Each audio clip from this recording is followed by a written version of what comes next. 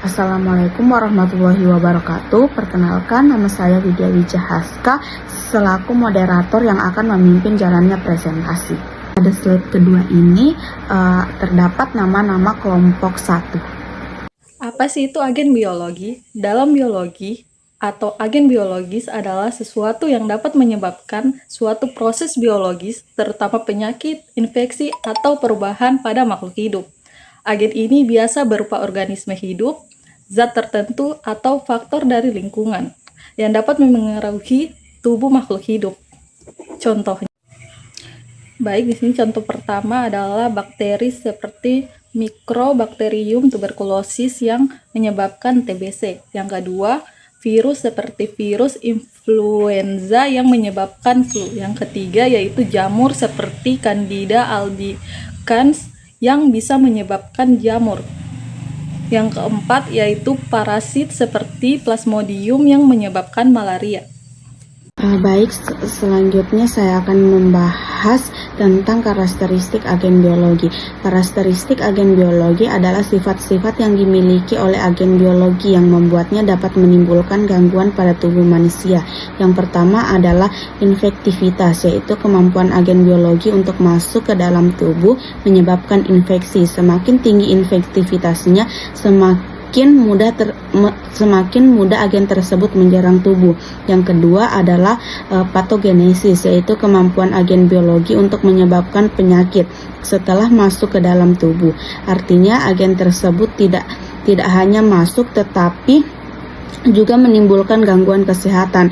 Yang ketiga ada virulensia, yaitu tingkat keganasan dari agen biologi.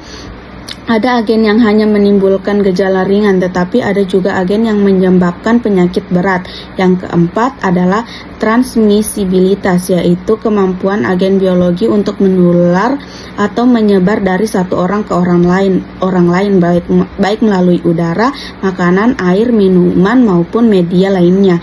Yang kelima adalah toksigenisitas, yaitu kemampuan agen biologi untuk menghasilkan racun yang dapat merusak jaringan organ tubuh.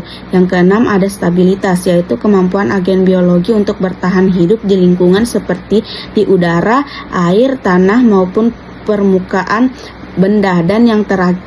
Dan yang terakhir adalah alerginisitas, yaitu kemampuan agen biologi untuk menimbulkan reaksi alergi atau hipersensitivitas pada orang sensitif. Jadi, kesimpulannya bahwa karakteristik agen biologi menunjukkan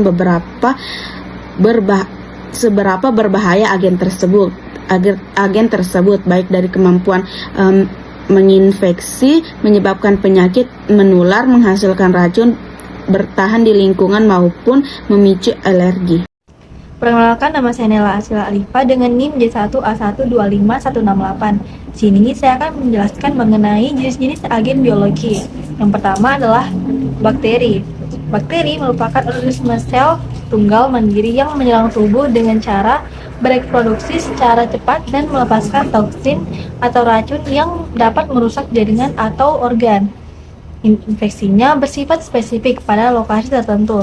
Contohnya bakteri Mycobacterium tuberculosis yang secara khusus menyerang paru-paru dan menyebabkan penyakit TBC. Kemudian ada virus. Virus adalah agen infeksius mikroskopis yang tidak dapat hidup tanpa sel inang, di mana mereka bekerja seperti pembajak yang mengambil alih kendali genetik sel untuk bereproduksi ribuan salinan virus baru, hingga sel tersebut hancur.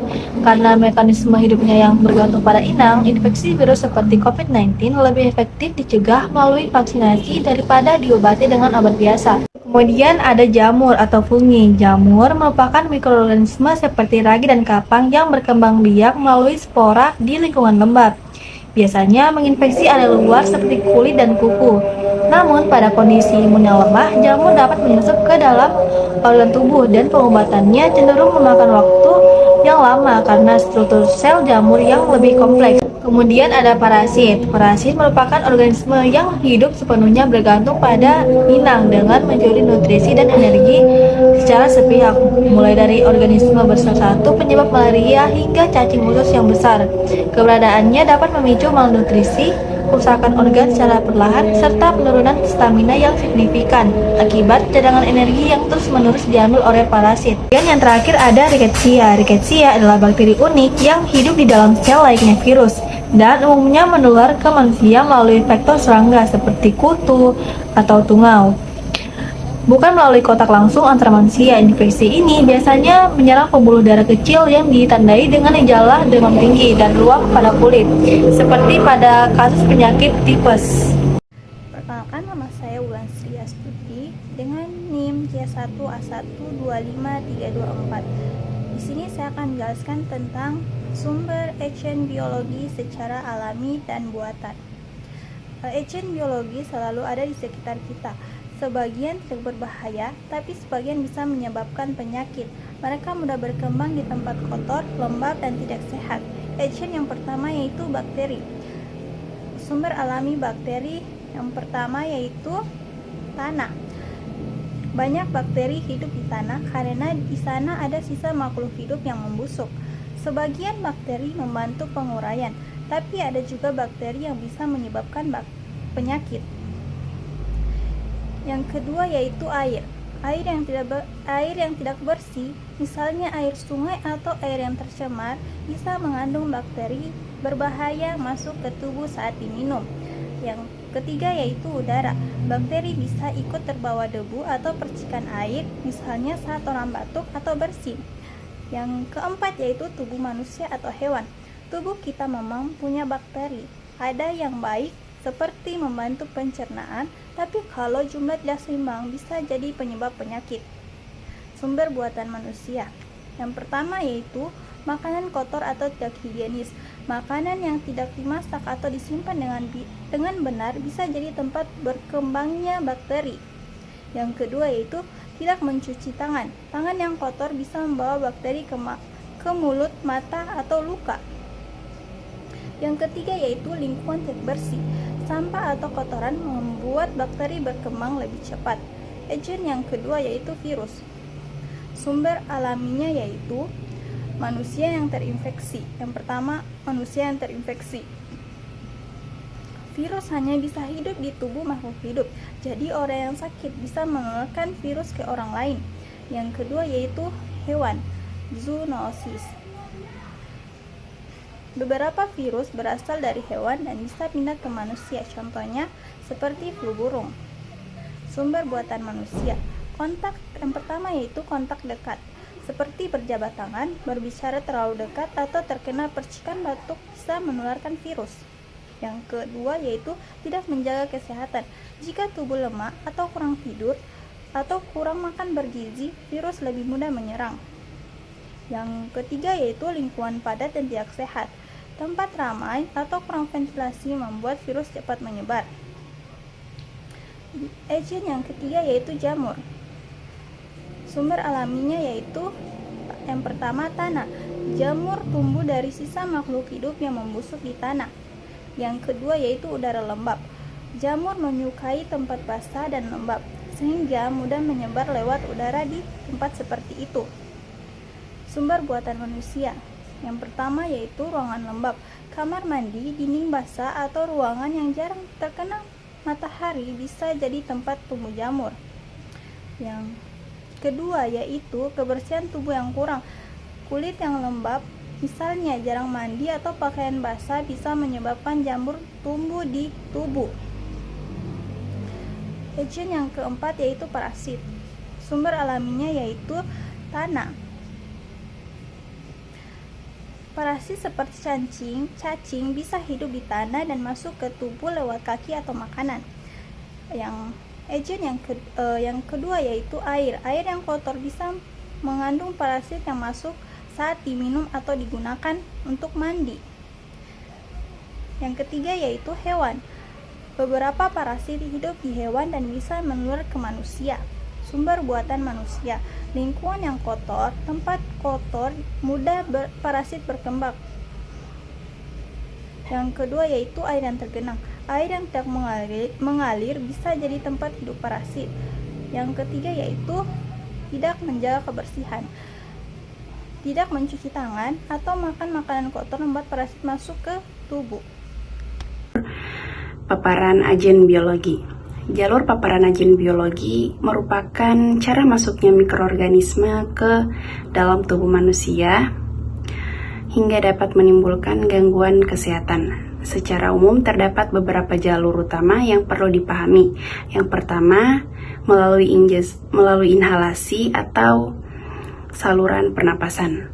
Pada jalur ini, agen biologi masuk ke dalam tubuh seseorang saat menghirup udara yang telah terkontaminasi, seperti droplet, aerosol, debu, atau percikan kecil yang mengandung mikroorganisme. Yang kedua, melalui ingesti atau tertelan. Paparan ini terjadi ketika seseorang mengonsumsi makanan atau minuman yang telah terkontaminasi oleh agen biologi. Selain itu, kebiasaan tidak mencuci tangan sebelum makan juga dapat menjadi faktor penyebab masuknya mikroorganisme ke dalam tubuh melalui mulut. Yang ketiga, melalui kontak dengan kulit atau mukosa. Agen biologi dapat masuk melalui kulit yang terluka atau melalui bagian tubuh seperti mata, hidung, dan mulut. Yang terakhir, melalui jalur inokulasi. Jalur ini terjadi ketika agen biologi masuk ke dalam tubuh melalui luka tusuk, gigitan, atau benda tajam seperti jarum. Jalur ini berisiko tinggi karena agen dapat langsung masuk ke dalam jaringan tubuh. Sekian pemaparan materi dari saya. Terima kasih. Wassalamualaikum warahmatullahi wabarakatuh. Saya Nur Afrianti Nuryono dengan NIM J1A1 25173 yang akan menjelaskan dampak agen biologi terhadap tubuh. Yang pertama ada bakteri. Bakteri bisa hidup di berbagai tempat dan sebagian menyebabkan penyakit. Dampaknya yaitu infeksi lokal, infeksi sistematik yang menyebar ke seluruh tubuh, dan produksi racun toksin yang berbahaya. Contohnya seperti tuberkulosis yang menyerang paru-paru, tifus yang menyerang gangguan pencernaan, kolera yang menyebabkan diare berat dan dehidrasi. Yang kedua ada virus. Virus menyerang sel tubuh dan memperbanyak diri di dalamnya. Dampaknya yaitu infeksi akut. Penyakit infeksi akut yaitu demam, batuk lemas, gangguan pernapasan, pencernaan, atau saraf bisa menjadi kronis atau mematikan. Contohnya seperti COVID-19 yang menyerang gangguan pernapasan, hepatitis B yang menyebabkan kerusakan hati, HIV atau AIDS yang melemahkan sistem imun. Yang ketiga ada jamur atau fungi. Jamur biasanya menyerang kulit, kuku, atau paru-paru. Dampaknya infeksi superfisial di kulit, rambut, dan kuku, infeksi dalam di paru-paru atau organ lain, dan reaksi alergi. Contohnya seperti kurap yang menyebabkan infeksi kulit, kandidiasis yang menyebabkan infeksi mulut atau alat kelamin, dan aspergillosis yang menyebabkan infeksi paru pada orang dengan imun yang lemah. Yang terakhir ada parasit. Parasit biasa hidup dengan mengambil nutrisi dari tubuh inangnya. Dampaknya seperti kekurangan gizi, kerusakan organ, gangguan darah atau sistem pencernaan. Contohnya seperti malaria yang menyerang sel darah, cacingan yang menyebabkan gangguan nutrisi, dan ambiasis yang menyebabkan diare atau disentri. Terima kasih. Akan menjelaskan tentang faktor resiko dan pencegahan. Yang pertama yaitu bakteri. Faktor resikonya yaitu makanan kotor dan air tercemar mengandung bakteri masuk ke tubuh. Untuk pencegahannya yaitu cuci tangan untuk menghilangkan bakteri, masak makanan sampai matang agar bakteri mati, serta gunakan air bersih. Yang kedua yaitu virus. Faktor resikonya yaitu berkontak langsung dengan penderita seperti bersin, batuk, dan bersentuhan, serta daya tahan tubuh yang rendah. Untuk pencegahannya yaitu melakukan vaksin untuk meningkatkan kekebalan tubuh, memakai masker untuk mencegah penularan, serta menjaga kesehatan tubuh. Yang ketiga yaitu jamur atau fungi. Faktor resikonya yaitu lingkungan Kandungan lembab memudahkan jamur berkembang serta kebersihan tubuh yang kurang. Untuk pencegahannya yaitu menjaga tubuh tetap bersih dan mengganti pakaian jika basah atau berkeringat. Dan yang terakhir yaitu parasit. Faktor resikonya yaitu sanitasi buruk seperti air dan tanah yang kotor, tidak menjaga kebersihan seperti tidak mencuci tangan dan tidak memakai alas kaki.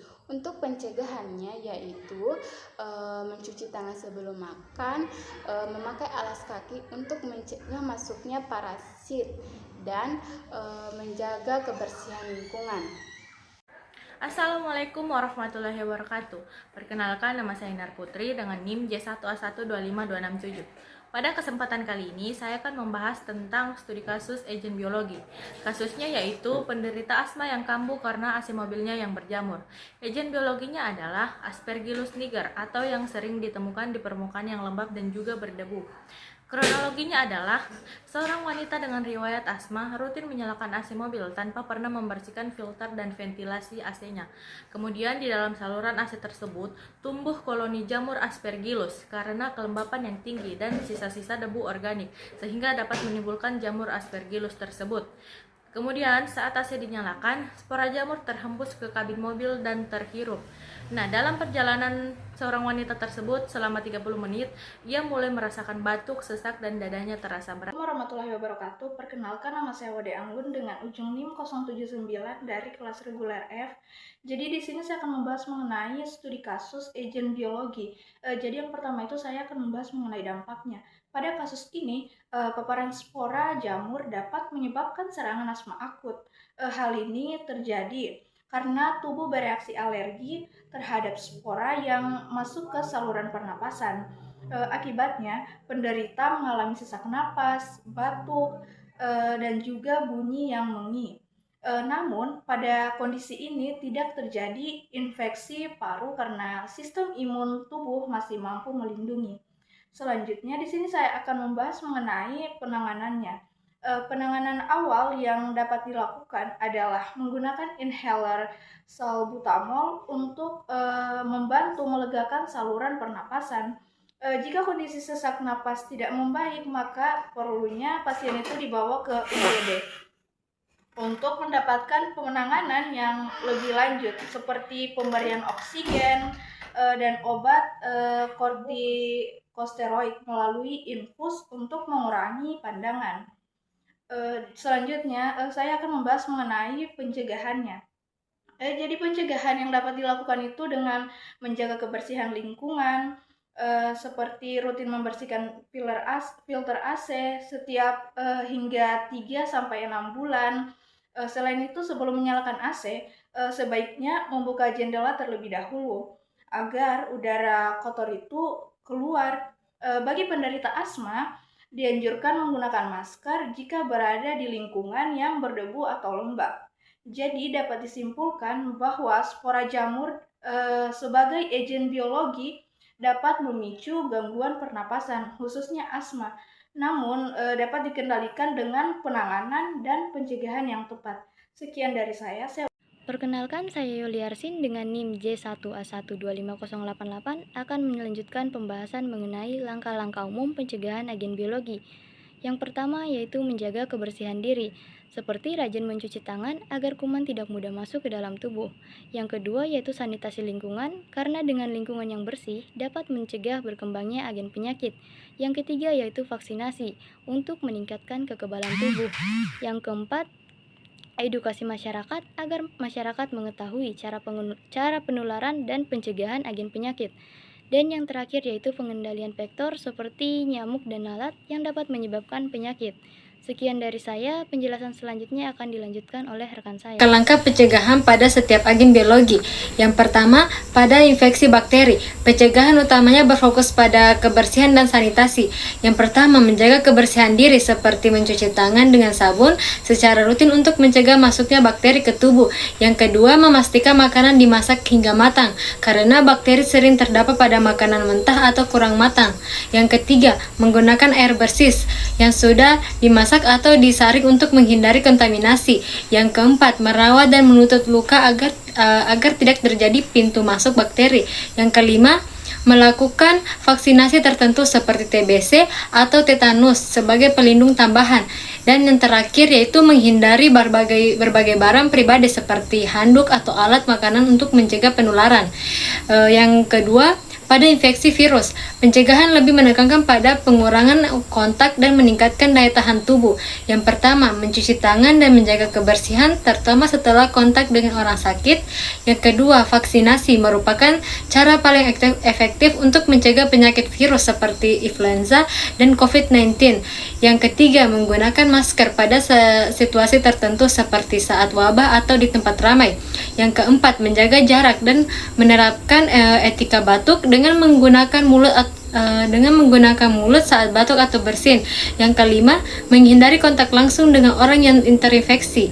Dan yang terakhir yaitu menjaga daya tahan tubuh melalui pola makan sehat dan istirahat yang cukup. Baik, saya akan melanjutkan materi dari slide sebelumnya. Yang ketiga, ada jamur. Untuk jamur, pencegahannya lebih difokuskan pada menjaga kebersihan dan kekeringan tubuh maupun lingkungan. Jamur mudah tumbuh di tempat yang lembab sehingga pakaian basah atau bakterinya sebaiknya segera diganti. Selain itu, kita juga tidak boleh berbagi barang pribadi seperti handuk, sepatu, atau sisir. Menggunakan alas kaki di tempat umum dan menjaga fasilitas rumah juga penting agar lingkungan tidak lembab. Sedangkan untuk parasit, pencegahannya dilakukan dengan menjaga kebersihan makanan dan air, mencuci tangan sebelum makan dan setelah dari toilet, serta memasak makanan hingga matang. Selain itu, perlu juga menghindari gigitan serangga, menggunakan alas kaki, dan menjaga kebersihan lingkungan agar parasit tersebut tidak mudah. Baik, selanjutnya ada pengendalian agen biologi. Pengendalian agen biologi adalah upaya untuk mengurangi atau mencegah paparan bakteri, virus, jamur, dan parasit agar tidak menimbulkan penyakit atau gangguan kesehatan. Upaya pertama, menjaga kebersihan tangan. Mencuci tangan sebelum dan sesudah bekerja sangat penting untuk mencegah perpindahan agen biologi. Tangan yang kotor bisa menjadi media penularan bakteri, virus, atau parasit ke mulut, hidung, mata, makanan, maupun benda lain. Yang kedua, menggunakan alat pelindung diri. APD atau alat pelindung diri digunakan untuk melindungi tubuh dari paparan langsung. Contohnya sarung tangan, masker, pelindung mata, dan pakaian kerja.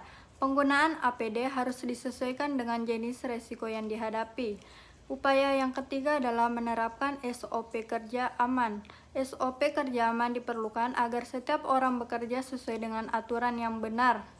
Dengan adanya SOP, risiko kesalahan kerja dapat dikurangi. Selain itu, pelatihan juga penting agar petugas memahami cara kerja yang aman saat berhadapan dengan agen biologi.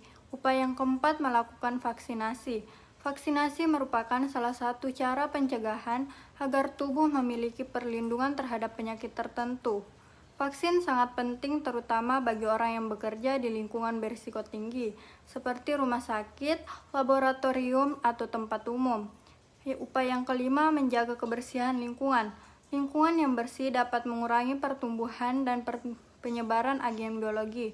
Upaya yang dilakukan misalnya membersihkan ruangan, alat kerja, meja, lantai, dan permukaan yang sering disentuh, serta melakukan disinfeksi secara rutin. Upaya yang keenam, mengelola limbah biologis dengan benar.